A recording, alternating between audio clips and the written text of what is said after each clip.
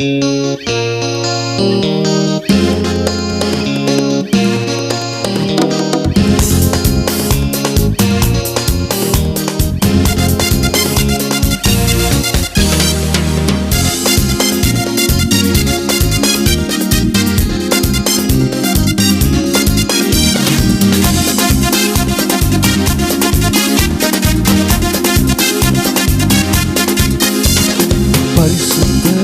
எங்கள் இயேசு தேவா, நானிலத்தில் நீரென்றும் ராஜா. பரிசுத்தரே எங்கள் இயேசு தேவா, நானிலத்தில் நீரென்றும் ராஜா. உம்மை பாடுவதால் தோல்வி இல்லை, துதிப்பதினால் குறைவே இல்லை. உம்மை பாடுவதால் என்னில் தோல்வி இல்லை, உம்மை துதிப்பதினால் என்னில் குறைவே இல்லை. கைத்தடி சொல்லுங்க, அல்லேலூயா அல்லேலூயா அல்லேலூயா அல்லேலூயா. உம்மை உயர்த்துவதே எங்கள் நோக்கம் ஐயா, உம்மை பாடுவதே எங்கள் மேன்மை ஐயா. உம்மை உயர்த்துவதே எங்கள் நோக்கம் ஐயா, உம்மை பாடுவதே எங்கள் மேன்மை ஐயா.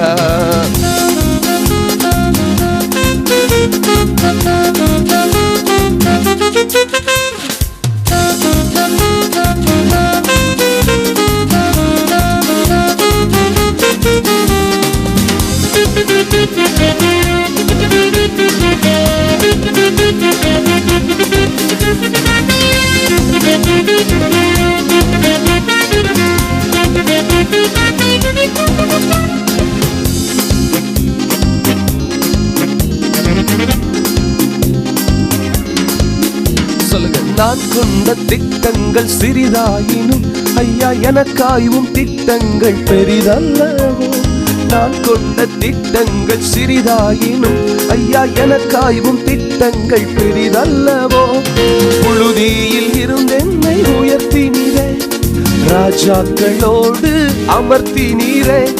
புழுதியில் இருந்தென்னை உயர்த்தினீரே, ராஜாக்களோடு அமர்த்தினீரே. உந்தன் கிருபைகளை எண்ணி நான் பாடுவேன், உந்தன் மகிமைதனை தினம் நான் ருசிப்பேன். அல்லேலூயா அல்லேலூயா அல்லேலூயா அல்லேலூயா அல்லேலூயா. உம்மை உயர்த்துவதே எங்கள் நோக்கம் ஐயா, உம்மை பாடுவதே எங்கள் மேன்மை ஐயா. உம்மை உயர்த்துவதே எங்கள் நோக்கம் ஐயா, உம்மை பாடுவதே எங்கள் மேன்மை ஐயா. பரிசுத்தரே எங்கள் இயேசு தேவா, நான் நிலத்தில் நீரென்றும் ராஜா. பரிசுத்தரே எங்கள் இயேசு தேவா, நான் நிலத்தில் நீரென்றும் ராஜா.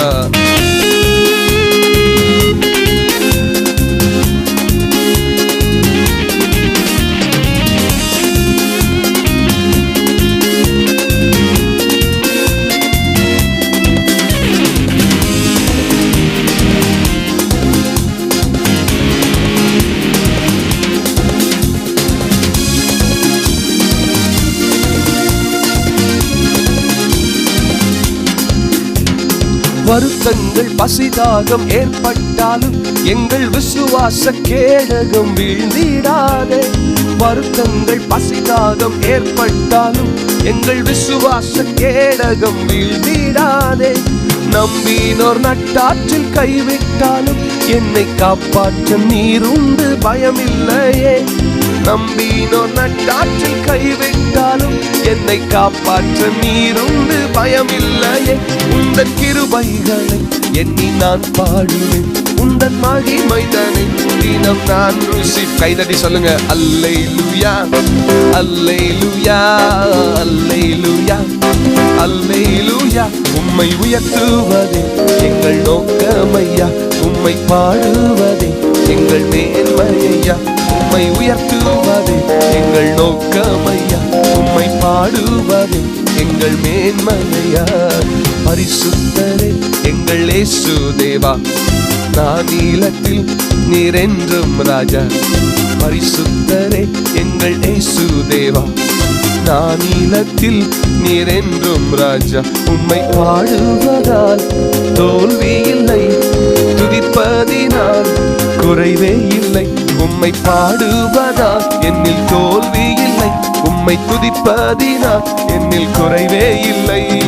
அல்லேலூயா அல்லேலூயா அல்லேலூயா அல்லேலூயா. உம்மை உயர்த்துவதே எங்கள் நோக்கம் ஐயா, உம்மை பாடுவதே எங்கள் மேன்மை ஐயா. உம்மை உயர்த்துவதே எங்கள் நோக்கம் ஐயா, உம்மை பாடுவதே மேன்மை ஐயா. Hallelujah. Praise the name of the Lord. கர்த்தருடைய நாமத்திற்கு மகிமை உண்டாவதாக. இந்த நாளிலே உங்களை பார்ப்பதற்கு எனக்கு மிகவும் மனமகிழ்ச்சியாக இருக்கிறது. கர்த்தர் இந்த பரிசுத்தமான ஓய்வு நாளை காணும்படியாக கிருபை பாராட்டி இருக்கிறார். ஒரு குடும்பமாக நாம் அவருடைய சமூகத்திலே வந்திருக்கிறோம். நம்முடைய திருச்சபையிலே இந்த ஞாயிற்றுக்கிழமையிலே நாம் நம்முடைய வாலிபர்களுக்காக, நம்முடைய யங் அடல்ட்ஸ்க்காக நாம் ஜெபிக்க போகிறோம். வேதம் சொல்கிறது, பிரசங்கி 12ஆம் அதிகாரம் 1ஆம் வசனம் முதல் பகுதியிலே, நீ உன் வாலிப பிராயத்திலே உன் சிருஷ்டிகரை நினை என்று வேதம் சொல்கிறது. Remember your creator in the days of your youth. நாம் இவர்களுக்காக சேர்ந்து ஜெபம் செய்வோமாக. Let us pray for the young people in our congregation. Let us pray. எங்களை அதிகமாய் நேசிக்கிற பரலோக தகப்பனே, இந்த அற்புதமான நாளிலே அப்பா உங்களுடைய வேத வசனத்திற்காக நன்றி செலுத்துகிறோம். பிரசங்கி 12ஆம் அதிகாரம் 1வது வசனத்தின்படி, நீ உன் வாலிப பிராயத்திலே உன் சிருஷ்டிகரை நினை என்று வேதத்தின் மூலமாக எங்களோடு பேசி இருக்கிறீர்கள் அப்பா. Lord, help us to remember you, our creator, in the days of our youth. ஆண்டவரே கர்த்தாவே, எங்களுடைய திருச்சபையிலே இருக்கிற ஒவ்வொரு வாலிபர்களுக்காக நன்றி செலுத்துகிறேன். ஆண்டவரே, ஒவ்வொரு யங் அடல்ட்ஸ்க்காக நன்றி செலுத்துகிறேன். அவர்களுடைய குடும்பங்களுக்காக நன்றி செலுத்துகிறேன். இயேசுவே, இந்த நாளிலே கர்த்தாவே ஒவ்வொரு வாலிபர்களும் ஆண்டவரே கர்த்தருடைய பயத்திலும் கர்த்தருடைய ஞானத்திலும் ஆண்டவரே ஆவிக்குரிய முதிர்ச்சியிலும் அவர்கள் வளரும்படியாக கர்த்தர் அவர்களை ஆசீர்வதிக்கும்படியாக ஜெபிக்கிறேன். ஆண்டவரே, இந்த நாளிலே கர்த்தாவே காணொளி மூலமாக இந்த ஆண்டவரே ஆராதனையை பார்த்து கொண்டிருக்கிற ஒவ்வொரு பிள்ளைகளோடும் கர்த்தர் இடைப்படும்படியாக ஜெபிக்கிறேன். உம்முடைய நாமம் மகிமைப்படுவதாக, ஜனங்கள் ரட்சிக்கப்படும்படியாக இயேசு கிறிஸ்துவின் சர்வ வல்லவருடைய நாமத்திலே ஜெபிக்கிறேன் பிதாவே. ஆமென் ஆமென் ஆமென். கர்த்தர் நிச்சயமாக நம்மோடு இடைப்படுவார். கர்த்தருடைய நாமத்திற்கு மகிமை உண்டாவதாக. ஆமென் ஆமென் ஆமென். இயேசு கிறிஸ்துவின் மகா மேன்மையான நாமத்தினாலே உங்கள் யாவருக்கும், குறிப்பாக இன்றைக்கு இளையோர் தினத்தை கொண்டாடி கொண்டிருக்கிற அத்தனை இளையோருக்கும் எங்களது அன்பின் வாழ்த்துக்களை தெரிவித்துக் கொள்கிறோம். இந்த காலை ஆராதனை வேளையில ஒரு நிமிடம் கண்களை மூடி நாம் தேவனை நோக்கி பார்க்க போகிறோம். ஜெபித்து இந்த ஆராதனை துவங்குவோமாக. எங்களை அதிகமாய் நேசித்து வழிநடத்தி வருகிற எங்கள் அன்பின் பரலோக பிதாவே, உம்மை துதிக்கிறோம், உம்மை ஸ்தோதரிக்கிறோம். மீண்டும் ஒரு ஆராதனை நாளை எங்களுக்கு கொடுத்திருக்கிறதற்காக உமக்கு ஸ்தோத்திரம். உமது அன்பினால எங்களை கரப்பிடித்து வழி நடத்தி வருகிறதற்காக உமக்கு நன்றி செலுத்துகிறோம் அப்பா. இந்த காலை வேளையில எங்களோடு கூட இணைந்து இருக்கிற ஒவ்வொரு பிள்ளைகளையும் கர்த்தர் ஆசீர்வதிக்கிறதற்காக ஸ்தோத்திரம். இந்த ஆராதனையை எங்கள் அப்பாவிற்கு நாங்கள் படைக்க இருக்கிறோம். இதை ஏற்று அங்கீகரிப்பீராக, எங்களோட கூட பேசுவீராக, எங்கள் இருதயங்களை தேற்றுவீராக. எங்கள் தேவைகள் இந்த நாளில, எங்கள் ஆத்துமாவின் தேவைகள், சரீர பிரகாரமான குடும்பத்திற்குரிய எல்லாவித தேவைகளையும் கர்த்தர் சந்திப்பீராக. எங்கள் இருதயத்தை தைரியப்படுத்த போகிறதற்காக ஸ்தோத்திரம் செலுத்துகிறோம். இயேசுவின் நாமத்தில் ஜெபிக்கிறோம் நல்ல பிதாவே. ஆமேன் ஆமேன். காலை ஆராதனைக்கு பின்பற்றக்கூடிய எளிமையாக்கப்பட்ட ஆராதனை முறைமை, இதை நாம் யாவரும் சேர்ந்து வாசிக்க போகிறோம். ஆண்டவரே, எங்கள் உதடுகளை திறந்தருளும், அப்பொழுது எங்கள் வாய் உமது புகழை அறிவிக்கும். ஆண்டவரே, உமது நித்திய அன்பினாலே எங்கள் சத்தத்தை கேட்டருளும். உம்முடைய நியாய தீர்ப்பின்படி எங்களுக்கு ஜீவனை அருளும். இரக்கமும் மன உருக்கமும் உள்ள கர்த்தாவே, நீர் துதிக்கப்படத்தக்கவர். உமக்கே மகிமையும் துதியும் என்றென்றைக்கும் உண்டாவதாக.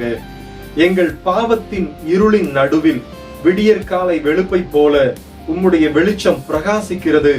உம்முடைய சுகம் எங்களை விடுவிக்கும்படி எழும்புகிறது.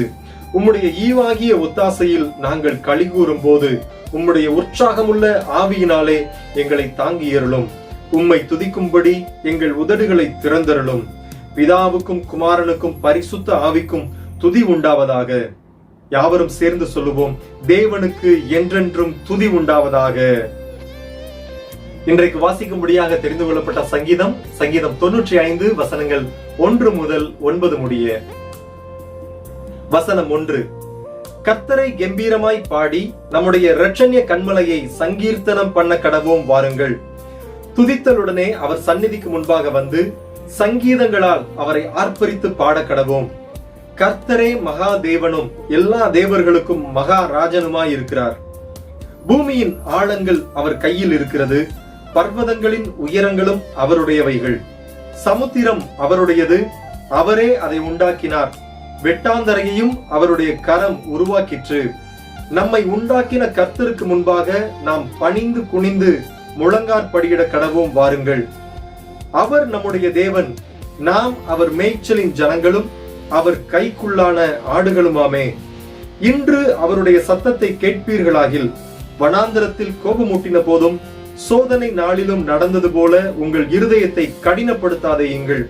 அங்கே உங்கள் பிதாக்கள் என்னை சோதித்து என்னை பரீட்சை பார்த்து என் கிரியையையும் கண்டார்கள். யாவரும் சேர்ந்து, பிதாவுக்கும் குமாரனுக்கும் பரிசுத்த ஆவிக்கும் மகிமை உண்டாவதாக. ஆதியிலும் இப்பொழுதும் எப்பொழுதுமான சதா காலங்களிலும் மகிமை உண்டாவதாக. ஆமென்.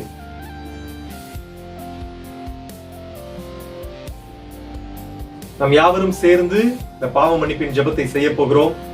அதற்கு முன்பாக நம் கண்களை மூடி ஒரு விசை நம் வாழ்க்கையினுடைய எல்லா பகுதிகளையும் ஆராய்ந்து பார்த்து நம் வாழ்க்கையில காணப்படுகிற தேவனுக்கு பிடித்தமில்லாத காரியங்களை அறிக்கை செய்து மன்னிப்பை பெற்று தொடர்ந்து நாம் பாவ மன்னிப்பின் ஜெபத்தை செய்யலாம். கண்களை மூடி ஒரு விசை நம்மையே நாம் ஆராய்ந்து பார்ப்போம்.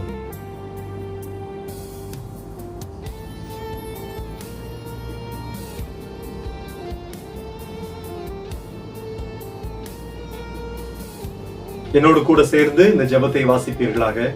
சர்வ வல்லமையுள்ள தேவனே, எங்கள் பரம பிதாவே, உமக்கு விரோதமாகவும் எங்கள் அயலாருக்கு விரோதமாகவும் நினைவினாலும் வார்த்தையினாலும் செயலினாலும் அறியாமையினாலும் பலவீனத்தினாலும் மீறுதலினாலும் செய்த எங்களுடைய எல்லா பாவங்களுக்காகவும் மெய்யாய் மனஸ்தாபப்பட்டு மனம் திரும்புகிறோம். எங்களுக்காக மரித்த உம்முடைய குமாரன் இயேசு கிறிஸ்துவின் மூலம் எங்களுடைய கடந்த கால பாவத்தை மன்னித்து உம்முடைய நாம மகிமைக்காக நாங்கள் புது வாழ்வுடன் உம்மை சேவிக்க அனுகிரகித்தருளும். ஆமென். இயேசு உங்களை நேசிக்கிறார். நாம் நம்முடைய பாவங்களை நாம் அறிக்கை செய்தோம். இப்பொழுது தேவன் நமக்கு தருகிற மன்னிப்பை விசுவாசத்தோடு நாம் பெற்றுக்கொள்வோமாக. Let us pray. தம்மிடத்தில் உண்மையாய் மனம் திரும்புகிற யாவரையும் மன்னிக்கிற சர்வ வல்லமை உள்ள தேவன் நம்முடைய கர்த்தராகிய இயேசு கிறிஸ்துவின் மூலம் நாம் ஒவ்வொருவருக்காகவும் இயேசு கிறிஸ்து இறங்கி நம்முடைய பாவங்கள் எல்லாவற்றையும் மன்னித்து அவைகளினின்று நம்மை விடுதலையாக்கி சகல நன்மைகளிலும் நம்மை உறுதிப்படுத்தி நிலைநிறுத்தி நம்மை நித்திய ஜீவக்கரையில் சேர்ப்பாராக. ஆமென், ஆமென், ஆமென். அல்லேலூயா. ஒன்றாக சேர்ந்து நாம் கர்த்தரை துதிப்போம்.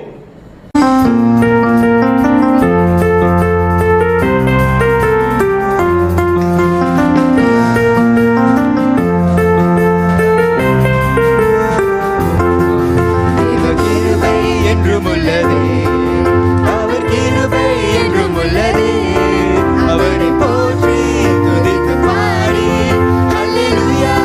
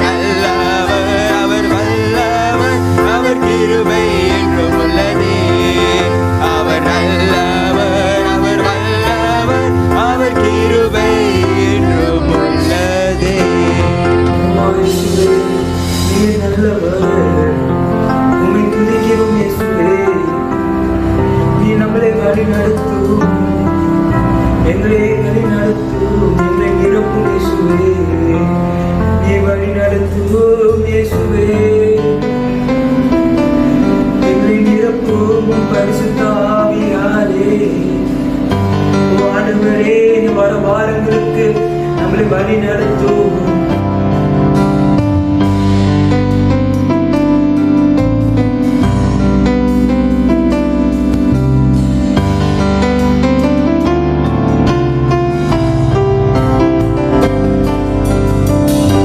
நல்லவரே என் இயேசுவே, நான் பாடும் பாடலின் காரணரே. நல்லவரே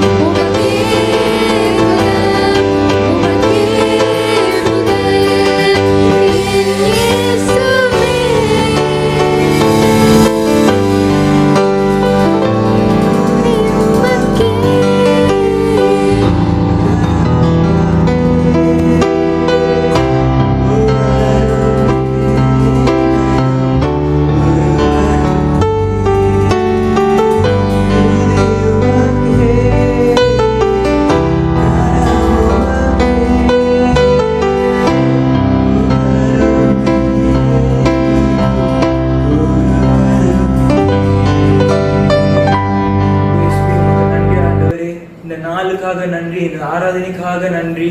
என்னோடு சேர்ந்து ஆராதித்த எல்லோருக்காகவும் நன்றி ஆண்டவரே.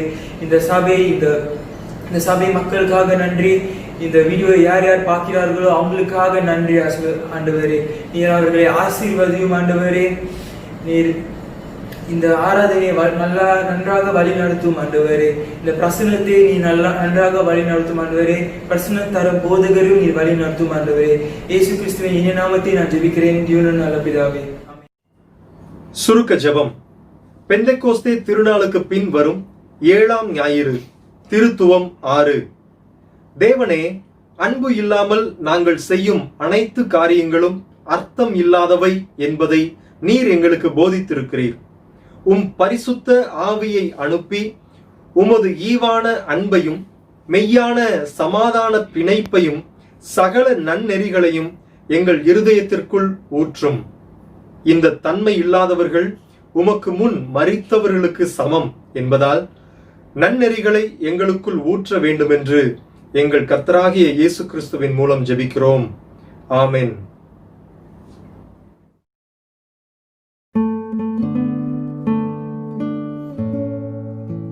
ஆசீர்வதிக்கப்பட்ட பிறந்த நாள், திருமண நாள் வாழ்த்துக்கள். நாம் சேர்ந்து ஜெபம் செய்வோமாக. Let us pray together. எங்களை அதிகமாய் நேசிக்கிற பரலோக தகப்பனே, இந்த நாளிலே பிறந்த நாள், திருமண நாளை நினைவு கூறுகிற ஒவ்வொரு பிள்ளைகளுக்காக, சகோதர சகோதரிகளுக்காக, மூத்தோர்களுக்காக நன்றி செலுத்துகிறேன் அப்பா. ஆண்டவரே, இன்னொரு நாள், இன்னொரு வருஷத்தை காணும்படியான கிருபையை பாராட்டி வருகிறீங்களப்பா. உங்களுக்கு நன்றி செலுத்துகிறோம். சிருஷ்டி கர்த்தர் இவர்களை ஆசீர்வதித்து பலப்படுத்தி, ஆண்டவரே கர்த்தாவை சரீர ஆவிக்குரிய ஆண்டவரே ஆரோக்கியத்தை கொடுத்து பலப்படுத்தும்படியாக நசரேயனாகிய இயேசு கிறிஸ்துவின் நாமத்திலே ஜெபிக்கிறேன் பிதாவே. Amen, amen, amen. A blessed birthday and wedding anniversary greetings to all of you.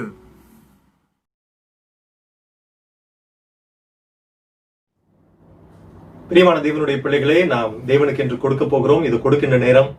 கர்த்தர் நாம் கொடுக்கின்ற காணிக்கைகளை ஆசீர்வதிக்கும்படியாக, நம் குடும்பங்களை ஆசீர்வதிக்கும்படியாக, தேவைகளை சந்திக்கும்படியாக நாம் ஜெபிக்க போகின்றோம். திரையில் காணக்கூடிய நாம் காணிக்கை செலுத்த உதவியாக கொடுத்திருக்கிற முறைமைகளை நீங்கள் பின்பற்றி நீங்கள் நம்ம சபைக்கு காணிக்கைகளை செலுத்தலாம். இப்பொழுது கண்களை மூடி நாம் ஜெபிப்போம்.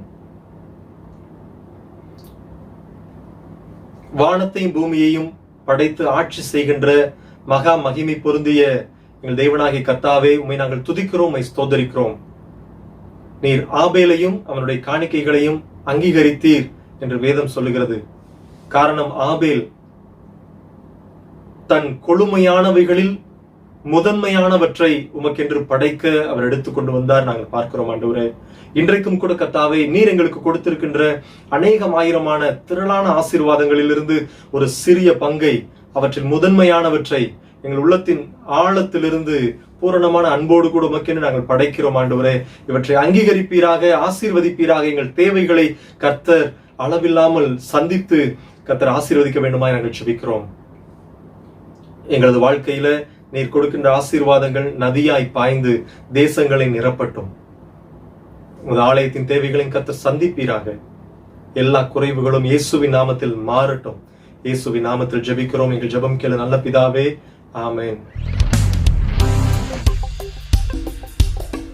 உலகம் நமக்கு பல வழிகளை சொல்லிக் கொடுத்தாலும் வேதம் சொல்வது நமக்கு இயேசுவே வழி, அவரே சத்தியம், அவரே ஜீவன். இயேசுவே வழி, சத்தியம், ஜீவன். இயேசுவே ஒளி, நித்தியம் தேவன். இயேசுவே வழி, சத்தியம், ஜீவன். இயேசுவே ஒளி, நித்தியம் தேவன். இயேசுவே வழி, சத்தியம், ஜீவன். இயேசுவே ஒளி, நித்தியம் தேவன். இயேசுவே வழி, சத்தியம், ஜீவன். இயேசுவே ஒளி, நித்தியம் தேவன். புது வாழ்வு எனக்கு தந்தார், சமாதானம் நிறைவை அளித்தார். பாவங்கள் யாவும் மன்னித்தார், சாபங்கள் யாவும் துடைத்தார். புது வாழ்வு எனக்கு தந்தார், சமாதானம் நிறைவை அளித்தார். பாவங்கள் யாவும் மன்னித்தார், சாபங்கள் யாவும் துடைத்தார். கல்வாரி மீதில் எனக்காய் தம் உதிரம் சிந்தி மரித்தார். கல்வாரி மீதில் எனக்காய் தம் உதிரம் சிந்தி மரித்தார்.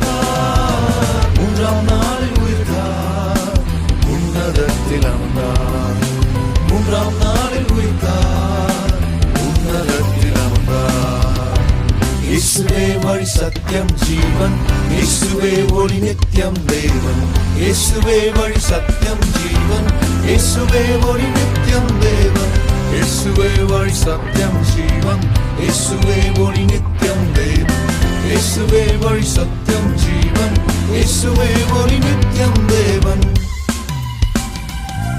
நல்மெய்ப்பனாக காத்தார் என்னை தமையனாக கொண்டார் என் நண்பனாக வந்தார் என் தலைவனாக நின்றார் நல்மெய்ப்பனாக காத்தார் என்னை தமையனாக கொண்டார் என் நண்பனாக வந்தார் என் தலைவனாக நின்றார் மேகங்கள் மீதில் ஒரு நாள் மணவாளனாக வருவார் மேகங்கள் மீதில் ஒரு நாள் மணவாளனாக வருவார் என்னை அழைத்துக் கொள்வார் வானில் கொண்டு செல்வார் என்னை அழைத்துக் கொள்வார் வானில் கொண்டு செல்வார் இயேசுவே வழி சத்தியம் ஜீவன் இயேசுவே ஒளி நித்தியம் தேவன் இயேசுவே வழி சத்தியம் ஜீவன் இயேசுவே ஒளி நித்தியம் தேவன் இயேசுவே வழி சத்தியம் ஜீவன் இயேசுவே ஒளி நித்தியம் தேவன் இயேசுவே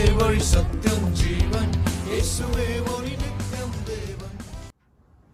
இன்றைய முதலாம் வேத வாசிப்பு எபேசியர் 5ஆம் அதிகாரம் வசனம் 22 33 வரை, அதைத் தொடர்ந்து அதிகாரம் 6 வசனம் 1 4 வரை. வசனம் 22. பிள்ளைகளே, கர்த்தருக்கு கீழ்ப்படுகிறது போல உங்கள் சொந்த புருஷருக்கும் கீழ்ப்படியுங்கள். கிறிஸ்து சபைக்கு தலையாய் இருக்கிறது போல புருஷனும் மனைவிக்கு தலையாய் இருக்கிறான். அவரே சரீரத்திற்கும் இரட்சகராய் இருக்கிறார். ஆகையால் சபையானது கிறிஸ்துவுக்கு கீழ்ப்படுகிறது போல மனைவிகளும் தங்கள் சொந்த புருஷர்களுக்கு எந்த காரியத்திலேயும் கீழ்ப்படிந்திருக்க வேண்டும். புருஷர்களே, உங்கள் மனைவிகளில் அன்பு கூறுங்கள்.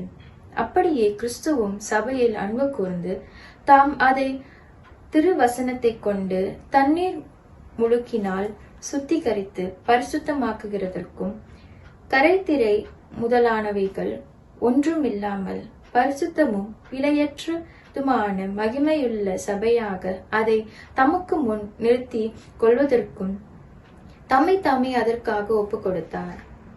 வசனம் 28. அப்படியே புருஷர்களும் தங்கள் மனைவிகளை தங்கள் சொந்த சரீரங்களாக பாவித்து அவர்களில் அன்பு கூற வேண்டும். தன் மனைவியில் அன்பு கூறுகிறவன் தன்னில் தான் அன்பு கூறுகிறான். தன் சொந்த மாம்சத்தை பகைத்தவன் ஒருவனும் இல்லையே. கர்த்தர் சபையை போஷித்து காப்பாற்றுகிறது போல ஒவ்வொருவனும் தன் மாம்சத்தை போஷித்து காப்பாற்றுகிறான். நாம் அவருடைய சரீரத்தின் அவயங்களாயும் அவருடைய மாம்சத்திற்கும் அவருடைய எலும்புகளுக்கும் உரியவர்களாயும் இருக்கிறோம். இதன் நிமித்தம் மனுஷன் தன் தகப்பனையும் தன் தாயையும் விட்டு தன் மனைவியுடன் இசைந்து இருவரும் ஒரே மாம்சமாய் இருப்பார்கள். இந்த ரகசியம் பெரியது. நான் கிறிஸ்துவை பற்றியும் சபையை பற்றியும் சொல்லுகிறேன். எப்படியும் உங்களிலும் அவனவன் தன்னிடத்தில் அன்பு கூறுகிறது போல தன் மனைவியினிடத்திலும் அன்பு கூற கடவன். மனைவியும் புருஷரிடத்தில் பயபக்தியாய் இருக்க கடவள். அதிகாரம் 6 வசனம் 1. பிள்ளைகளே, உங்கள் பெற்றோருக்கும் கர்த்தருக்குள் கீழ்ப்படியுங்கள். இது நியாயம். உனக்கு நன்மை உண்டாயிருப்பதற்கும் பூமியிலே உன் வாழ்நாள் நீடித்திருப்பதற்கும் உன் தகப்பனையும் உன் தாயையும் கனம் பண்ணுவாயாக என்பதே வாக்குத்தத்தமுள்ள முதலாம் கற்பனையாயிருக்கிறது. பிதாக்களே, நீங்களும் உங்கள் பிள்ளைகளை கோபப்படுத்தாமல் கர்த்தருக்கேற்ற சிட்சையிலும் போதனையிலும் அவர்களை வளர்ப்பீர்களாக. இது தேவனுடைய வசனம். தேவனுக்கே ஸ்தோத்திரம். இன்றைய சுவிசேஷ வேத வாசிப்பு மார்க் 7ஆம் அதிகாரம் வசனம் 5 13 வரை. நம்முடைய இரட்சகராகிய கிறிஸ்துவுக்கே மகிமை உண்டாவதாக. வசனம் 5. அப்பொழுது அந்த பரிசேயரும் வேத பாரகரும் அவரை நோக்கி, உம்முடைய சீஷர்கள் முன்னோர்களின் பாரம்பரியத்தை மீறி ஏன் கை கழுவாமல் சாப்பிடுகிறார்கள் என்று கேட்டார்கள். அவர்களுக்கு அவர் பிரதியுத்தரமாக, இந்த ஜனங்கள் தங்கள் உதடுகளினால் என்னை கனம் பண்ணுகிறார்கள், அவர்கள் இருதயமோ எனக்கு தூரமாய் விலகி இருக்கிறது என்றும் மனுஷருடைய கற்பனைகளை உபதேசங்களாக போதித்து வீணாய் எனக்கு ஆராதனை செய்கிறார்கள் என்றும் எழுதியிருக்கிற பிரகாரம் மாயக்காரராகிய உங்களை குறித்து ஏசாயா நன்றாய் தீர்க்க தரிசனம் சொல்லி இருக்கிறான். நீங்கள் தேவனுடைய கட்டளைகளை தள்ளிவிட்டு மனுஷருடைய பாரம்பரியத்தை கை கொண்டு வருகிறவர்களாய் கிண்ணங்களையும் செம்புகளையும் கழுவுகிறீர்கள் மற்றும் இப்படிப்பட்ட அநேக சடங்குகளையும் அனுசரித்து வருகிறீர்கள் என்றார். பின்னும் அவர் அவர்களை நோக்கி, நீங்கள் உங்கள் பாரம்பரியத்தை கைக்கொள்ளும்படிக்கு தேவனுடைய கட்டளைகளை வியர்த்தமாக்கினது நன்றாய் இருக்கிறது. வசனம் 10. எப்படி எனில் உன் தகப்பனையும் உன் தாயையும் கனம் பண்ணுவாயாக என்றும் தகப்பனையாவது தாயையாவது நிந்திக்கிறவன் கொல்லப்பட வேண்டும் என்றும் மோசே சொல்லி இருக்கிறாரே. நீங்களோ ஒருவன் தன் தகப்பனையாவது தாயையாவது நோக்கி, உனக்கு நான் செய்யத்தக்க உதவி எது உண்டோ அதை கோர்பான் என்னும் காணிக்கையாக கொடுக்கிறேன் என்று சொல்லி விடாமல் அவனுடைய கடமை தீர்ந்தது என்று சொல்லி அவனை இனி தன் தகப்பனுக்காவது தன் தாய்க்காவது யாதொரு உதவியும் செய்ய ஒட்டாமல் நீங்கள் போதித்த உங்கள் பாரம்பரியத்தினால் தேவ வசனத்தை அவமாக்குகிறீர்கள். இது போலவே நீங்கள் மற்றும் அநேக காரியங்களையும் செய்கிறீர்கள் என்று சொன்னார். இது கிறிஸ்துவின் நற்செய்தி. நமது கர்த்தராகிய கிறிஸ்துவுக்கு துதி உண்டாவதாக.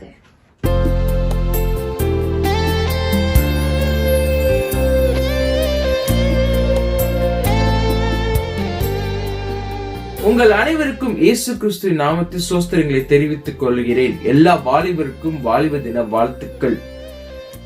சென்ற வாரத்திலிருந்து தேவ சாட்சியாக வாழ்தல் குறித்து நாம் பார்த்து கொண்டு வருகிறோம். இன்றைக்கோ வீட்டிலே தேவ சாட்சியாக வாழ்தல் இது குறித்து சற்று ஆராய்ந்து பார்க்க போகிறோம். வீட்டில் தேவ சாட்சியா வாழ்வதல் இது என்ன என்று நீங்க யோசிக்கலாம். ஏன்னா வீட்டு தான் முதல் training ground. The home is the first training ground to be witness of Christ. இது இந்த காலகட்டத்தில் ரொம்ப முக்கியம். ஏன்னா நம்ம சிறு பிள்ளைகளை பாத்தீங்கன்னா அவங்க வளர காலகட்டத்துல ஒரு தகப்பன ஒரு தாய் செய்வதை போல சில காரியங்கள் செய்வாங்க. ஏன் பேச கத்துக்கிறதே அவங்கள பார்த்து தான் கத்துக்கிறாங்க. இந்த பிஹேவியர் சொல்றது ஹியூமன் பிஹேவியர்னு சொல்லுவாங்க. சயின்டிபிக் டேர்ம்ல ஹியூமன் பிஹேவியர் என்று சொல்லுவாங்க. இது ரொம்ப முக்கியம். ஏன்னா சிறு வயதுல என்ன விதைக்கிறோமோ அதன்படித்தான் வளருவார்கள். அது மிக முக்கியமான ஒரு காலகட்டமாக இருக்கிறது. அதனால வீட்டிலே சாட்சியா இருப்பது மிக முக்கியமான ஒரு காரியம். இன்றைக்கு வாசிக்கப்பட்ட எபேசியர் 5ஆம் அதிகாரம் 22ஆம் வசனம் முதல் 33ஆம் வசனத்தை நீங்க பார்ப்பீர்களானால் இது அதிக திருமணங்களில் வாசிக்கப்படுகிற வசனங்களாக இருக்கிறது. இது நிறைய போதகர்கள் இந்த வசனத்தை கொண்டு புதிதாய் திருமணமாக தம்பதியர்களுக்கு இந்த வசனத்தை கொண்டு போதிப்பார்கள். ஆனா அந்த வசனங்கள் வெறும் திருமணமான தம்பதியர்களுக்கு மட்டுமே என்று நீங்க எண்ணிவிடக்கூடாது. இது கிறிஸ்துவ குடும்பத்துக்கும் இது பொருந்தும். கிறிஸ்துவுக்குள் இருக்க குடும்பத்துக்கும் பொருந்தும். அப்போஸ்தலனான பவுல் ஒரு கணவன் மனைவி உறவை கொண்டு ஆண்டவராகிய இயேசு கிறிஸ்துவுக்கும் சபைக்குள்ள உறவை பற்றி விவரித்து சொல்லி இருக்கிறார். அதாவது அவருக்குள்ள உறவு எப்படி இருக்க வேண்டும், ஆண்டவராகிய இயேசு கிறிஸ்துவுக்கும் சபைக்கும் அந்த உறவு எப்படி இருக்கிறதோ ஒரு கணவனுக்கும் ஒரு மனைவிக்கும் அந்த உறவு இருக்க வேண்டும். அதை இந்த வசனங்கள் மூலமாக வெளிப்படுத்தி இருக்கிறார். தொடர்ந்து நீங்க பாத்தீங்கன்னா ஒரு கணவன் ஒரு மனைவி பிள்ளைகள் தேவனுக்கு எவ்வாறு சாட்சியாக இருப்பது, என்ன செய்ய வேண்டும் என்ற இந்த வசனங்களில் சொல்லப்பட்டிருக்கிறது. நாம் இந்த வேளையில் கூட இந்த வசனத்தை ஆராய்ந்து சில விஷயங்களை அறிந்து கொள்வோம். எப்படி நம் தேவனுக்கு சாட்சியாக இருப்பது, வீட்டிலே நம் தேவனுக்கு எப்படி சாட்சியாக இருப்பது சற்று ஆராய்ந்து கொள்வோமாக.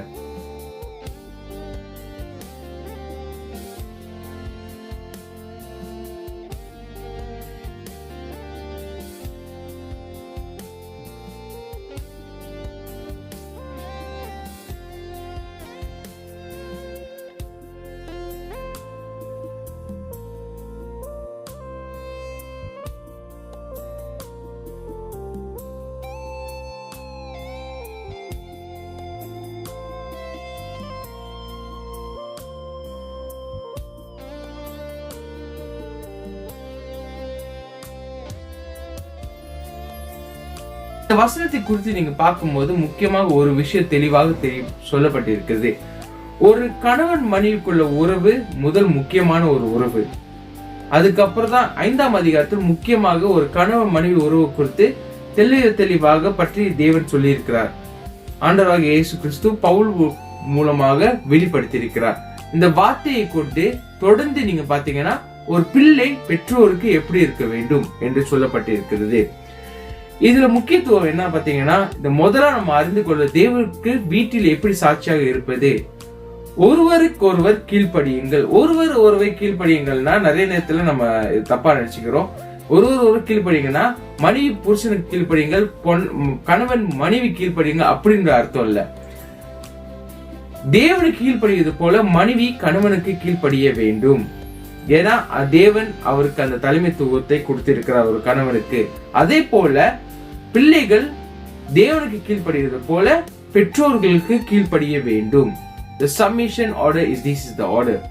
இது ரொம்ப முக்கியமான ஒரு விஷயமாக இருக்கிறது. சப்மிஷன் என்று சொல்லும் போதே ஒருவர் சிறந்தவரா, என்னோட ஒருவர் சிறந்தவராக இருக்கிறதுனால நம்ம அந்த சப்மிஷன் கொடுக்கிறோமா அதை பற்றி அல்ல. இந்த சப்மிஷன் எப்படிப்பட்டதா இருக்குதுன்னா, இஸ் காட் டிவைன் அப்பாயின்மெண்ட். அதாவது ஒரு கணவனுக்கு அந்த தலைமைத்துவத்தை ஆண்டவர் கொடுத்திருக்கிறார். அதுதான் முக்கியம்.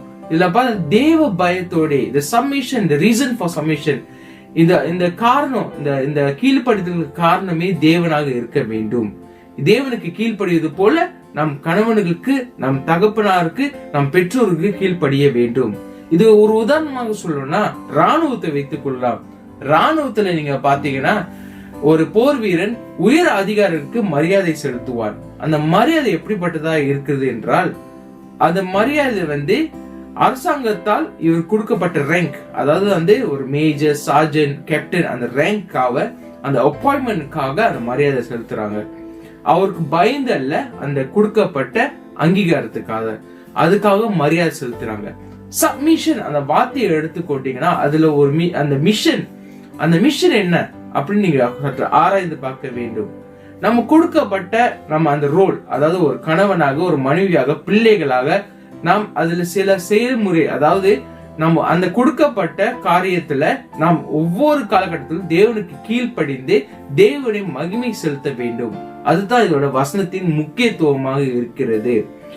இது இந்த ஒரு கணவனின், அதாவது ஒரு தலைமைத்துவம் எப்படிப்பட்டது என்று சற்று யோசித்து பார்ப்போமாக. இந்த தலைமைத்துவம், ஒரு கணவனின், ஒரு தகப்பனின் தலைமைத்துவம் மிக மிக முக்கியமான ஒரு காரியம். ஏனென்றால் 23ஆம் வசனம் இப்படி சொல்லி இருக்கிறது, கிறிஸ்து சபைக்கு தலையாய் இருக்கிறது போல புருஷரும் மனைவிக்கு தலையாய் இருக்கிறார். The husband is the head of the wife as Christ is the head of the church.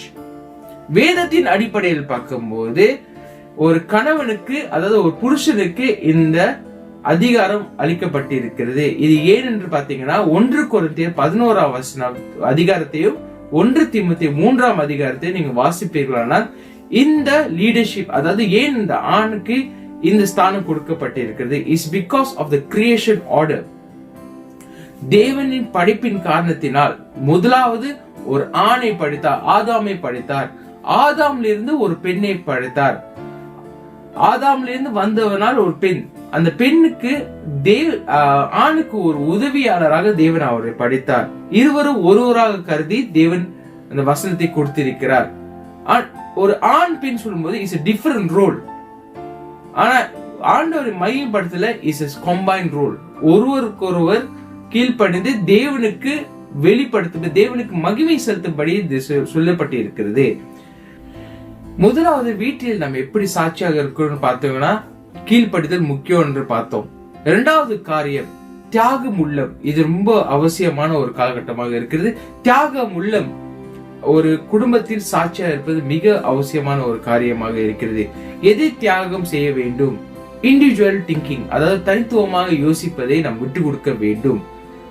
ஒரு மனித ராணுவத்துல சேரும் போது அவன் விட்டு கொடுக்கிறதே அவன் தனித்துவத்தான். ஒரு குழுவாக சிந்தித்து செயல்படும்படி. அது அவன் தனிமையாக யோசிச்சு கொண்டிருந்தானா அவன் எந்த ஒரு போர்ல கூட நிலைநிறுத்தி நிற்க முடியாது. அதாவது கிறிஸ்துவின் சரீரத்தில் நம்ம இருக்கும்போது, நாம் கிறிஸ்து சரீரமா இருக்கும்போது ஒருவருக்கு ஒருவர் நாம் ஒருவர் இணைந்து வேலை செய்ய கற்றுக்கொள்ள வேண்டும். அது குடும்பத்திலே நாம் வெளிப்படுத்த வேண்டும். கணவன் மனைவி இவர்கள் அவங்க தனித்துவத்தை விட்டு வாழும் போது பிள்ளைகளும் இதை கற்றுக்கொள்கிறார்கள். இது எப்படி பார்த்தீங்கன்னா ஃபேமிலி டிவோஷன் நம்ம அடிக்கடி ரொம்ப என்கரேஜ் பண்ணுவோம். ஃபேமிலி டிவோஷன் சொல்லும் போது ஒரு குடும்பமாக தேவ வசனத்தை நம்ம கற்றுக்கொள்கிறோம். அவர்கள் நேரத்தை தியாகம் செய்து, அதாவது அவங்க சொந்த நேரத்தை தியாகம் செய்து தேவனுக்குள் வசனத்தை கற்றுக்கொள்ள ஒன்றிணைந்து வருகிறார்கள். அது மட்டும் இல்ல, இதை நல்லா யோசிச்சு பாருங்க. ஒரு காலகட்டத்துல உங்க பிள்ளைகளும் கடந்து போவார்கள். இப்ப அவர்கள் பிள்ளைகளாக இருப்பாங்க. ஆனா ஒரு காலகட்டத்துல இவர்களும் ஒரு கணவனாக, அதாவது தலைமைத்துவத்துக்குள் போவார்கள். மனைவி ஒரு துணைவியாளர்களாக, அதாவது பெண்கள் முக்கியமாக பெண் குழந்தைகள் அவர்கள் ஒரு துணையாளராக, ஒரு கணவனுக்கு துணையாக போவார்கள். இது ரொம்ப முக்கியமான ஒரு காலகட்டம்.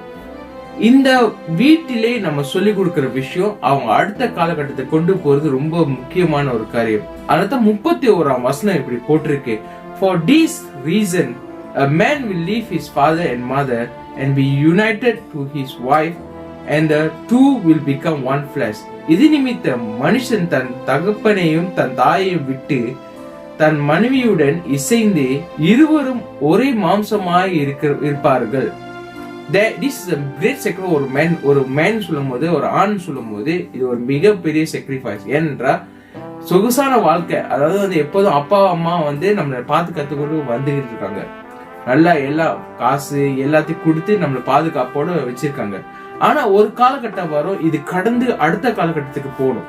அதாவது ஒரு தலைமைத்துவத்துக்குள்ள ஒரு ஆண் போகணும். திருமணத்துக்குள் போகும்போது அவர் அந்த தலைமைத்துவத்துக்குள்ள போகணும். அந்த தலைமைத்துவத்துல இவர் என்ன பண்றாருன்னா, இவர் இப்ப he need to provide to his family, he need to take care of his family. So ஆனா இது எப்படி இது செய்ய முடியுதுன்னா, இந்த sacrifice போறதுக்கு முன்பாக நாங்க இந்த சிறு வயதிலே விதைக்கிற விதம் அவங்க வளர கட்டத்திலே அதை வெளிப்படுத்துவார்கள். நீங்க எதை செய்கிறீர்களோ அது அவர்கள் வெளிப்படுத்துவார்கள். பெண்கள் என்று சொல்லும் போது இவங்க லகுவானவர்கள் அல்ல. இவர்களோட sacrifice is great sacrifice. ஏன்னா ஒரு காலகட்டத்துல எல்லா வெரி பெம்பன்னு சொல்லலாம். பெண்களை வளரும் தகப்பனாருக்கு மிக பிடித்தது பெண் குழந்தைகள் சொல்லும் போது ரொம்ப பெம்பன்னு சொல்லலாம். ஆனா ஒரு காலகட்டத்துல மனைவியாக போகும்போது ஒரு விதத்திற்கு என் வீட்டில் சொல்லலாம், என் மனைவி வீட்டுல சமைச்சதே இல்லை. சின்ன வயசுல இருந்து வளர கட்டத்துல வீட்டுல சமைச்சது இல்லை.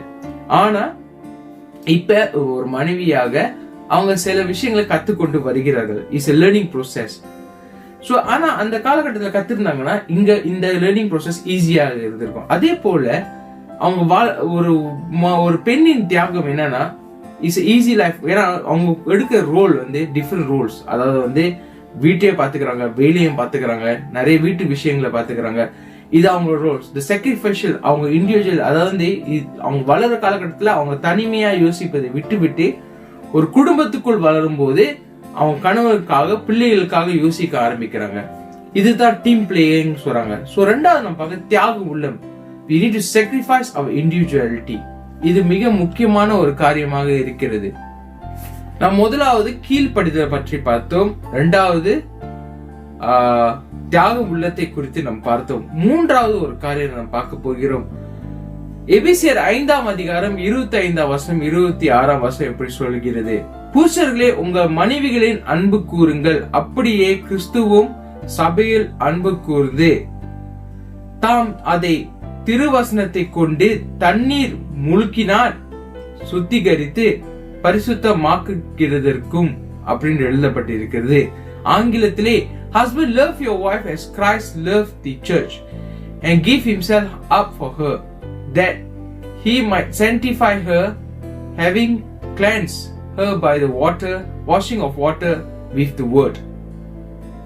தொடர்ந்து 6ஆம் அதிகாரம் 4ஆம் வசனம், பிதாக்களே நீங்கள் உங்கள் பிள்ளைகளை கோபப்படுத்தாமல் கர்த்தருக்குள்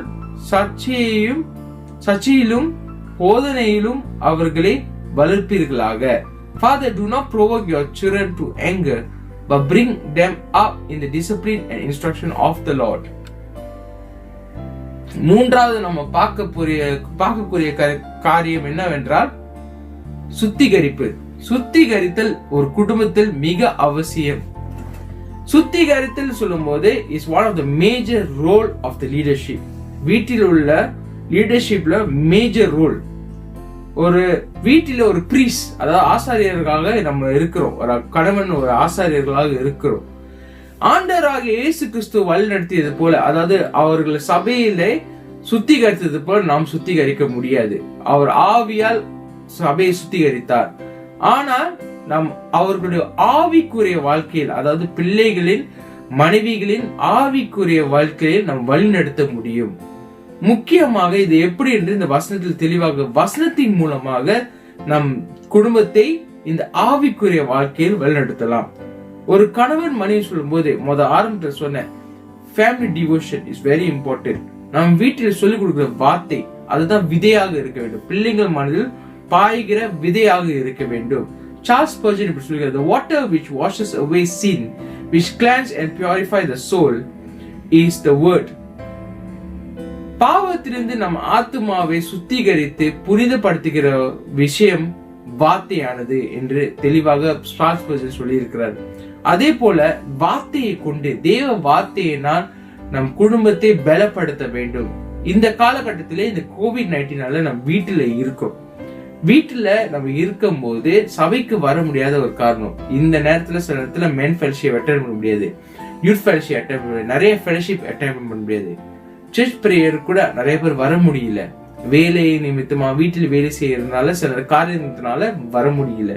ஆனா இந்த காலகட்டத்தில் எப்படி நம்ம வார்த்தையை கற்றுக்கொண்டு பலப்படுத்துவது, அதாவது இந்த பொறுப்பு தலைமைத்துவத்தில் கொடுக்கப்பட்ட இந்த பொறுப்பை கொண்டு நம் வீட்டில் வார்த்தையை விதைக்க வேண்டும், வார்த்தையை சொல்லிக் கொடுக்க வேண்டும்.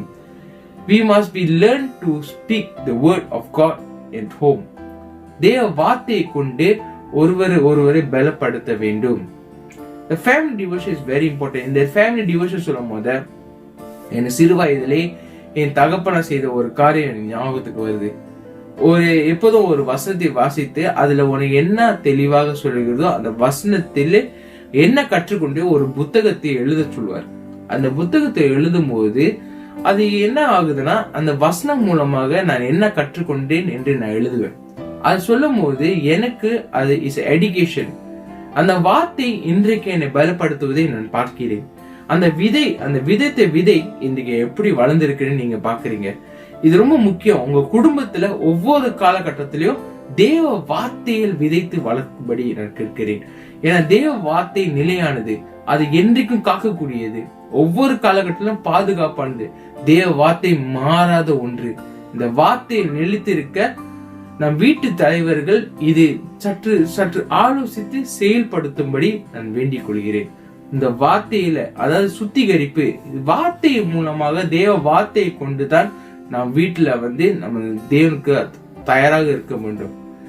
இதுல ஒண்ணு முக்கியமான காரியம் பாத்தீங்கன்னா, நம்ம மனவாட்டி, தேவனுடைய மனவாட்டிகளாக நாம் காத்து கொண்டிருக்கிறோம். தேவன் வருகைக்காக நம்ம காத்து கொண்டே இருக்கிறோம். இதுல எப்படி நம்ம பாதுகாத்து சுத்திகரிப்போடு நம்ம இருப்பது, சுத்தமாக நாம் தேவனுக்காக இருப்பது, தேவ வார்த்தையினாலே பலம் கொண்டு நம்ம தேவ வார்த்தையில நிலைத்திருந்து அந்த நாட்களுக்காக நாம் காத்து கொண்டு இருக்கிறோம். இன்றைக்குள்ள வசனத்தை கொண்டு நம்ம 3 விஷயம் நம்ம கத்துக்கொண்டோம். முதலாவது விஷயம் நீங்க பாத்தீங்கன்னா, தேவனுக்கு கீழ்ப்படியது போல மனைவிகள் கணவனுக்கு கீழ்ப்படியுங்கள், பிள்ளைகள் பெற்றோருக்கு கீழ்ப்படியுங்கள். தேவனுக்கு கீழ்ப்படியது பிள்ளைகள் பெற்றோருக்கு கீழ்ப்படியுங்கள். நம்மளுக்கு கொடுக்கப்பட்ட அந்த அங்கீகாரம், ஒரு கணவன் மனைவி பிள்ளைகள் என்று சொல்லும்போது அது ஒரு அங்கீகாரம். அந்த அங்கீகாரத்திலே தேவனை மகிமைப்படுத்தும்படி ஒருவருக்கொருவர் கீழ்ப்படியுங்கள். இரண்டாவது காரியம், தியாகம் உள்ளவர்களாக நம்ம இண்டிவிஜுவாலிட்டியை தியாகம் செய்ய வேண்டும். நம்ம சொந்தமா சுயமா சிந்திப்பதை விட்டுவிட்டு ஒரு குடும்பமாக செயல்பட, அதாவது வீட்டிலே நம்ம குடும்பமாக செயல்படும் போதுதான் தேவ குடும்பமாக சபையிலே நாம் செயல்பட கற்றுக்கொள்ளலாம். இது ஆண்டவருக்கும் சபைக்குள்ள உறவை வெளிப்படையாக காட்டுகிற ஒரு விஷயமாக இருக்கிறது. மூன்றாவது காரியம், தேவ வார்த்தையை கொண்டு நாம் சுத்திகரிக்க வேண்டும். தேவ வார்த்தையினால் பலப்பட்டு சுத்திகரிக்க வேண்டும். இது முக்கியமான காரியம். இதுல நீங்க பாத்தீங்கன்னா, இந்த வசனத்தை கொண்டு நீங்க பார்த்தோம்னா, ஒரு ஆண்டவராகிய இயேசு கிறிஸ்துவுக்கும் ஒரு சபைக்கும் உள்ள உறவை பற்றி தெளிவாக சொல்லப்பட்டிருக்கிறது. நம்ம வெளியரங்கமா உலகத்துல எவ்வாறு நம்ம சாட்சியாக இருக்கிறோமோ அதே போல வீட்டிலும் நம் சாட்சியாக இருக்க வேண்டும். நாம் வீட்டில சாட்சியாக இருப்பது மிக முக்கியமான ஒரு காரியம். ஏன்னா இன்னைக்கு வாலிபர் தினம் சொல்லும் போது நம்ம நிறைய நேரத்துல வாலிபர்களை நம்ம சொல்றோம், என்ன இந்த பிள்ளை அப்படி இருக்கு அப்படி இருக்குது. இது அடிப்படையா நம்ம யோசிக்கும் போது ஏதோ ஒரு காலகட்டத்துல வளர காலகட்டத்துல அவர் கத்துக்கொண்ட விஷயம் மேபி ஒரு உதாரணத்தை நம்ம தவறான உதாரணத்தை நம்ம கொடுத்திருப்போம். அதை நம்ம சரி செய்ய வேண்டும். அதை எப்படி சரி செய்யணும்னா தேவ வார்த்தையின் மூலமாக போதித்து வழி நடத்தும் போது அவர்கள் பலம் கொண்டு அந்த வார்த்தையை அறிந்து கொள்வார்கள். ஒரு பிள்ளையை தப்பு சொல்றதை நிறுத்திவிட்டு அதுக்கு மேலாக நம்ம என்ன செய்யலாம், இதுக்கு மேல action done, what we going to do next இருக்கும்போது தேவ வார்த்தைக்குள் மறுபடியும் இவர்களை அழைத்து வழிநடத்தும்படி நான் கேட்டுக்கொள்கிறேன். தலைமைத்துவம் it comes with a great responsibility. இந்த கொடுக்கப்பட்ட வீட்டின் தலைமைத்துவத்தை நாம் நன்றாக பயன்படுத்தி தேவனுக்கு வீட்டிலே ஒரு நல்ல சாட்சியாக இருப்போமாக. இந்த நேரத்தில் நாம் தேவனுக்கு இந்த நேரத்தை அர்ப்பணம் செய்வோமாக. கண்களை மூடி ஜெபிப்போம், ஜெபம் செய்வோமாக. நன்றி.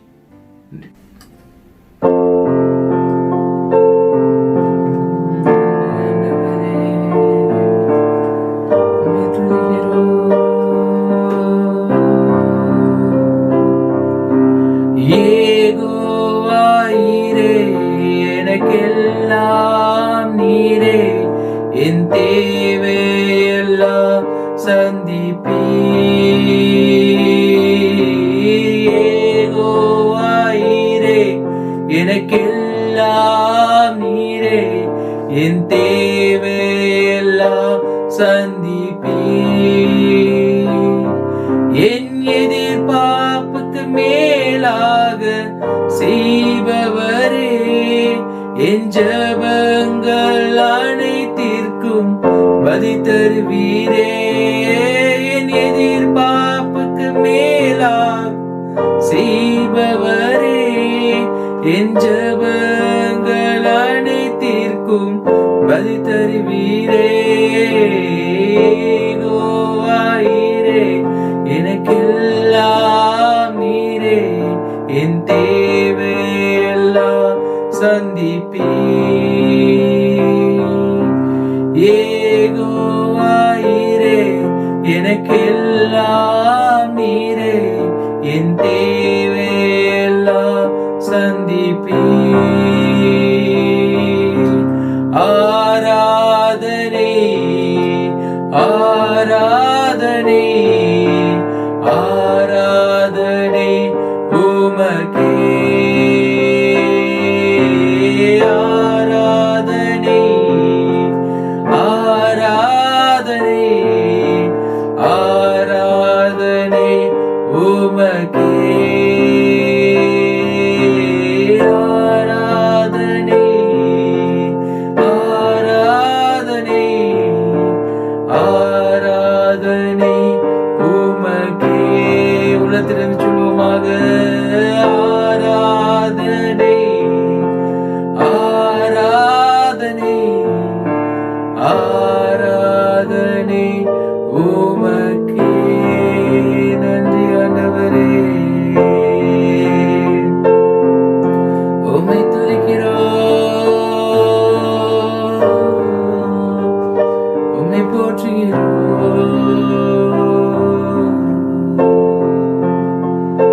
ஐயா, அந்த நாளுக்காக உமக்கு நன்றி செலுத்துகிறோம் ஆண்டவரே. ஒவ்வொரு நாளும் எங்களை காத்து பலப்படுத்துகிற தேவன் நீர். ஒவ்வொரு நாளும் ஆண்டவரே எங்களை வழிநடத்துகிற தேவன் நீர் ஒருவரே ஆண்டவரே. ஆண்டவரே, இந்த நாளில் ஆண்டவரே, இந்த வாலிபர் தின நாளில் கூட ஆண்டவரே, இந்த நாளில் நான் நினைவு கூறுகிறோம் ஆண்டவரே. உன் வார்த்தையின் அஸ்திவாரத்தில் நாங்கள் வளர ஆண்டவரே நீ கிரியை செய்யும் ஆண்டவரே. உன் வார்த்தையின்படி ஒவ்வொரு காலகட்டத்திலும் ஆண்டவரே நாங்கள் வளர ஆண்டவரே உமக்கு சாட்சியாக இருக்க ஆண்டவரே. இதோ இந்த வீட்டில் இருந்தே எப்படி சாட்சியாக இருப்பதே என்று நாம் கற்றுக்கொண்டோம் ஆண்டவரே. இந்த செயல்முறையில் கொண்டு வர ஆண்டவரே எங்களை ஆசீர்வதியும் பலப்படுத்தும். முக்கியமான ஆண்டவரே தகப்பனார்கள் கணவர்களுக்காக நான் ஜெபிக்கிறேன் ஆண்டவரே. உன் வார்த்தையை சொல்லிக் கொடுக்கும் ஆசானங்களாக வீட்டில் வைத்திருக்கிறீர்கள் ஆண்டவரே. இவர்களை பலப்படுத்தும் இந்த வார்த்தையை நிலைத்திருந்த ஆண்டவரே ஒவ்வொரு நாளும் இந்த வார்த்தையில் போஷிக்க ஆண்டவரே, உன் வார்த்தையை கற்றுக் கொடுக்க ஆண்டவரே நீர் பலப்படுத்தும் ஆண்டவரே. உன் வருகைக்காக நாம் காத்திருக்கும் இந்த வேலையில் கூட மனவாட்டியாக நாங்கள் காத்திருக்கும் இந்த வேலையில் கூட நாங்கள் சுத்திகரித்து உமக்காக நாங்கள் புனிதமாக ஆண்டவரே, உமக்கு முன்பாக ஆண்டவரே நாங்கள் அர்ப்பணிக்கிறோம் ஆண்டவரே. எங்களை பலப்படுத்தும், எங்களை வழிநடத்தும் ஆண்டவரே. ஆண்டவரே, எங்க குடும்பங்கள், சபையில் உள்ள குடும்பங்களை நீர் ஆசீர்வதிப்பீராக, வழிநடத்துவீராக. ஒவ்வொரு நாட்களிலும் ஆண்டவரே எங்களை பாதுகாத்துக் கொள்வீராக ஆண்டவரே. எங்கள் தேவையெல்லாம் சந்திக்கிற தேவன் ஒருவரே ஆண்டவரே. ஆண்டவரே, எங்க சூழ்நிலை மாறத்தக்க ஆண்டவரே எங்களை ஆசீர்வதியும். இது எல்லாம் இயேசுவின் நாமத்தில் வேண்டிக் கொள்கிறோம். ஆமீன், ஆமீன். Praise the Lord. இந்த நாளிலே தேவனுடைய வார்த்தையை நாம் கேட்டோம். நம்முடைய குடும்பத்திலே எப்படி தேவ சாட்சியாக நம்ம வாழ வேண்டும் என்பதை குறித்து நாம் தியானித்தோம். இப்பொழுது கர்த்தருடைய ஜெபத்தை தேவ குடும்பமாக நாம் ஜெபிப்போமாக. Let us pray the Lord's Prayer together as a family of God. Let us pray. பரமண்டலங்களில் இருக்கிற எங்கள் பிதாவே, உம்முடைய நாமம் பரிசுத்தப்படுவதாக, உம்முடைய ராஜ்யம் வருவதாக, உம்முடைய சித்தம் பரமண்டலத்திலே செய்யப்படுகிறது போல பூமியிலேயும் செய்யப்படுவதாக.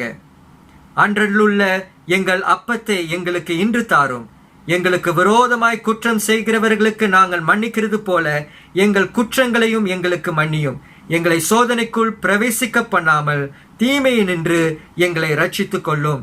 ராஜ்யமும் வல்லமையும் மகிமையும் என்றென்றைக்கும் உம்முடையவைகளே.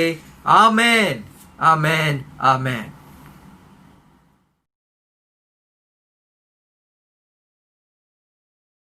My dear brothers and sisters in Christ, in phase 2 that we are now in, churches are able to have congregations of up to 50 persons to physically assemble. And I want to let you know that we are planning to resume our worship service at the sanctuary from the 9th of August. Because of the limitation of 50 people, we will concurrently live stream the service. So do pray for the plans that are being put in place to ensure the safety of all, and also for the technical aspects, particularly with the quality of the live streaming. And we will update you on the plans in the coming weeks. Since the circuit breaker in April, we have not been able to partake together of the sacrament of Holy Communion. Our diocese has decided to make a temporary provision during these COVID times for the online administration of Holy Communion beginning from 2nd August. And our bishop has done a teaching video that provides the rationale for this temporary provision.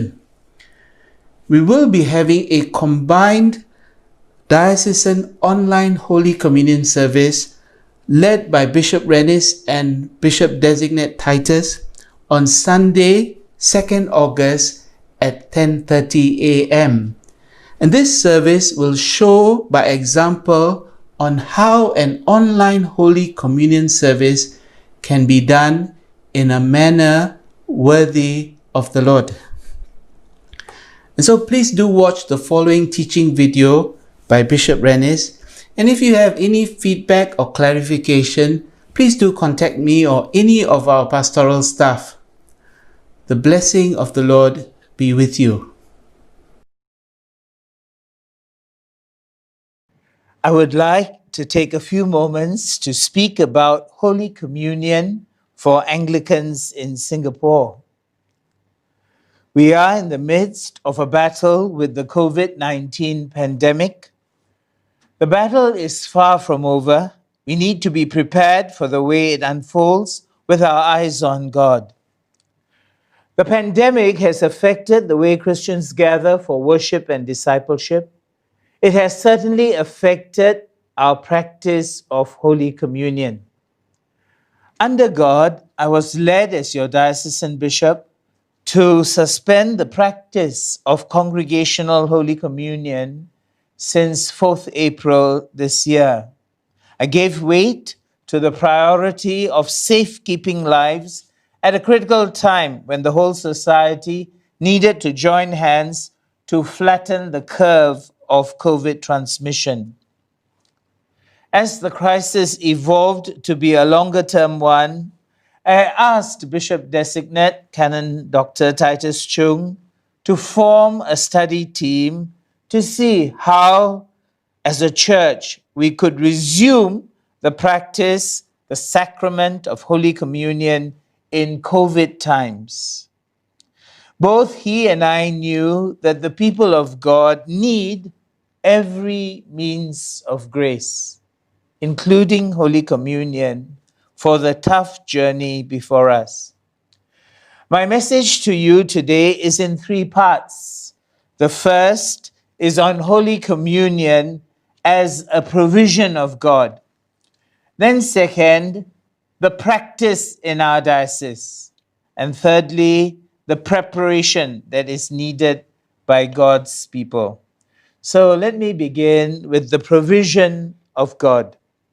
Holy Communion is a gift of God instituted by Christ Jesus on the night he was betrayed. Do this in remembrance of me, he said. So through Holy Communion, we remember and renew the new covenant we have with God that has been established in Christ. We remember how we who were once far off in sin have been brought into a new covenant through the finished work of Jesus Christ on the cross. And so he would say at the Last Supper, this cup is the new covenant in my blood. Our sins are forgiven and we have been given new life through the gift of the Holy Spirit, new life that goes beyond the grave and spends eternity with God. Through Holy Communion, we remember Jesus' broken body and his shed blood on the cross for us. And we renew our covenant to be under his lordship. Through Holy Communion, we also bind ourselves to each other as the body of Christ. We renew our commitment to community, to one anotherness, as baptized believers in the family of God. Hence, 1 Corinthians 11:29 calls us to discern the body when we partake of communion. And we say in our Holy Communion service, though we are many, we are one body because we all share in one bread. Thirdly, through Holy Communion, we proclaim to the world Christ's saving work on the cross. In 1 Corinthians 11:26, Paul reminds us, for as often as you eat this bread and drink this cup, you proclaim the Lord's death until he comes. The cross is the center out of which Christians live out their lives. That's what we proclaim in Holy Communion. So covenant, community, and Christian witness, these 3 elements we must keep together in our practice of Holy Communion, whatever form it takes. Now, what are the spiritual benefits of Holy Communion? I can think of at least 3. Firstly, by receiving the sacrament of Holy Communion, we can experience the spiritual presence of the risen Lord. It's just like in Luke 24, when the disciples on the road to Emmaus recognized the presence of Jesus as he broke bread.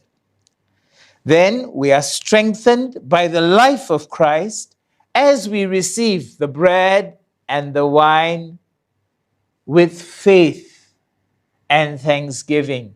There's nothing magical about the elements. It's our faith and thanksgiving, and we experience the nourishing, strengthening life of Christ through the elements. Then thirdly, we are encouraged because through Holy Communion, we anticipate the second coming of Christ to complete the victory of God at the cross. And so, as I had read, we proclaim the Lord's death till he comes. And he will come and we will be at the banqueting feast of the Lamb.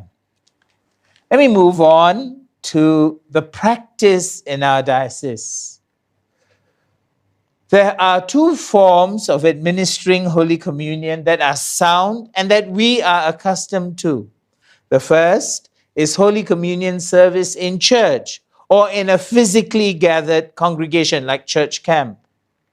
So it's a service of thanksgiving led by a priest where the elements are consecrated by a priest and duly distributed by authorized persons from a common table to the congregation that is physically present.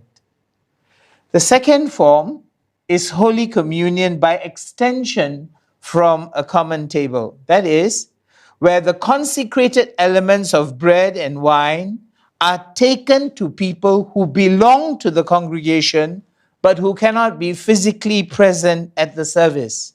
For example, the hospitalized, the homebound, or the elderly who are advised during the COVID pandemic to take the added precaution of staying away from crowds.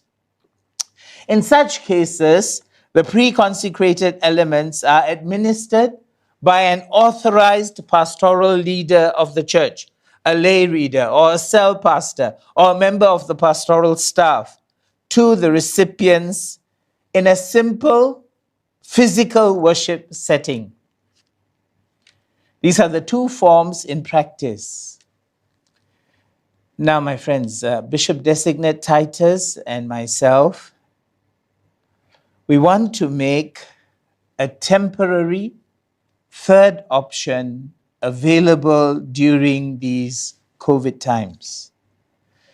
You may ask, now that phase 2 resumption allows a congregation of 50 persons to physically assemble, do we need a third form of administering Holy Communion?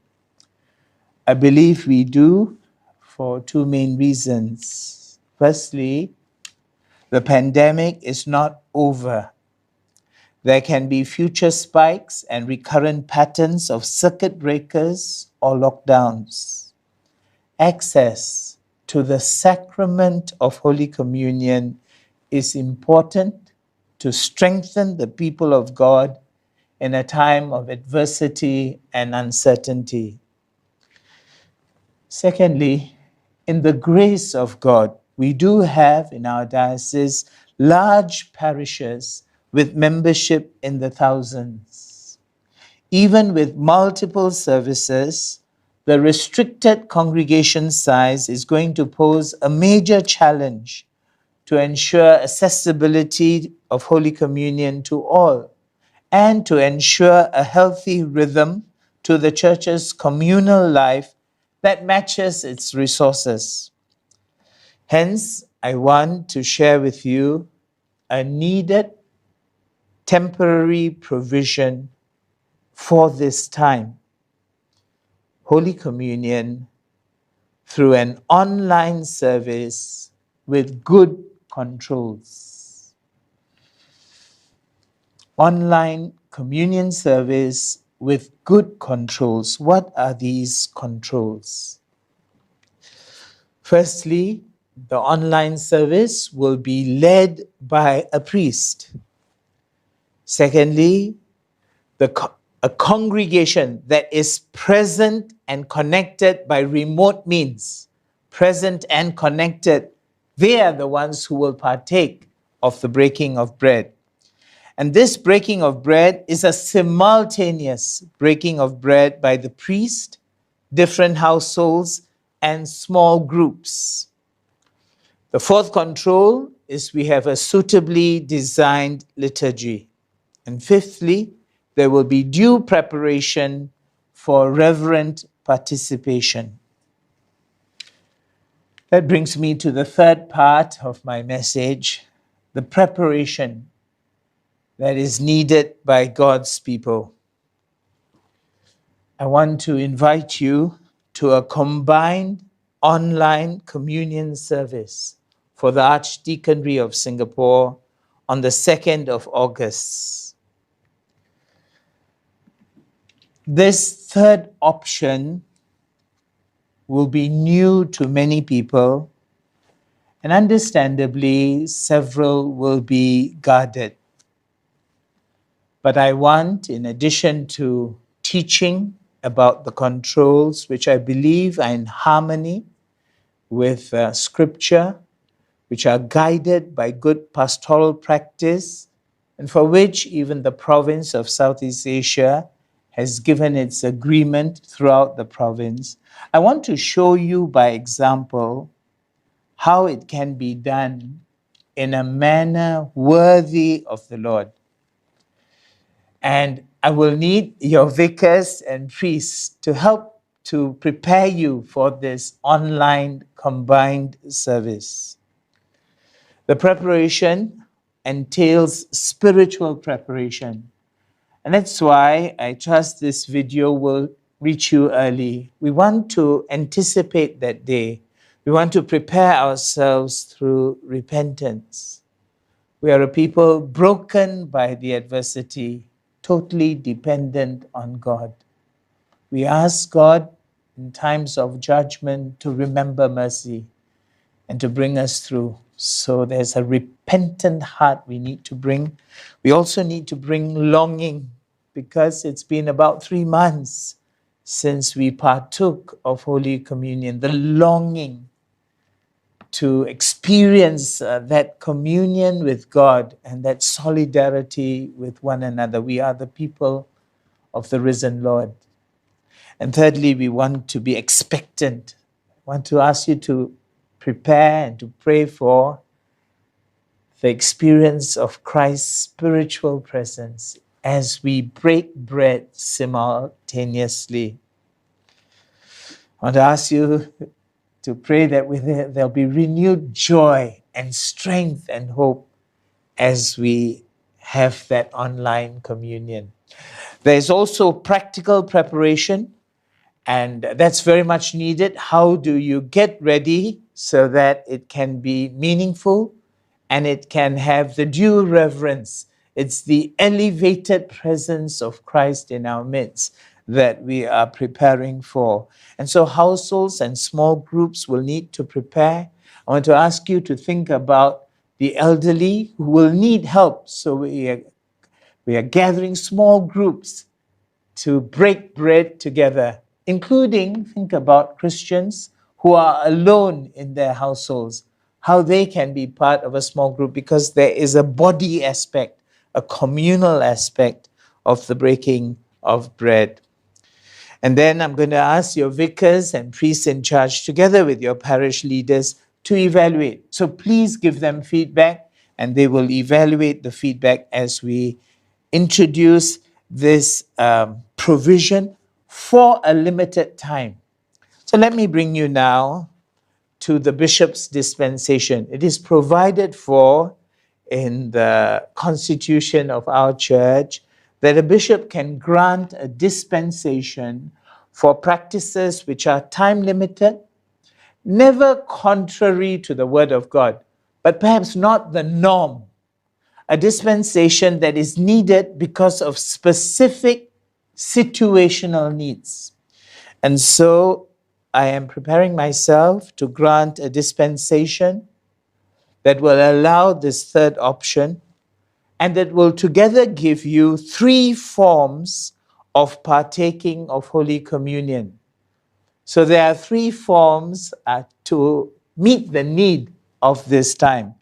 And this dispensation I'm proposing will be from August 2nd, when we have the combined online service, right until the end of October, because in the middle of October, our bishop designate will be fully installed, consecrated and installed on the 18th of October, and then he can have some time to review. So the dispensation is for 3 forms of partaking of Holy Communion. First, Holy Communion service to a congregation that physically gathers. And these services can be on the weekend, but they can also be on weekdays.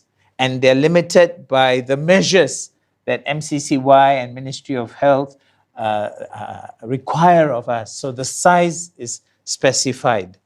Second, Holy Communion by extension from a common table. And thirdly, Holy Communion through an online service with good controls. As I finish, a few things to emphasize. First, online Holy Communion service with good controls is not the new norm. It is an added provision and a temporary provision at this point in time. Second, every parish or congregation will need to decide under God how best to make the sacrament of Holy Communion available to her members. Thirdly, I want to ask the leaders, and with the feedback from the members, seek the Holy Spirit's guidance on which form or combination of forms to use for administering Holy Communion during the bishop's dispensation, which is from 2nd August to 31st October. I want to call us, my dear friends, to move forward as one diocese, recognizing the different context of different parishes, but practicing Holy Communion with good understanding, due reverence, and God-honoring love and faith. May the Lord grant us that oneness which is from the Holy Spirit as we respond to a drastically changed context. You and I, we want to glorify God, build up each other, and reach a world in need of Christ. The Lord will help us to do so. So I thank God for you, and together let us worship the Lord our God, and let us live and work and be a community together to His praise and glory. Amen.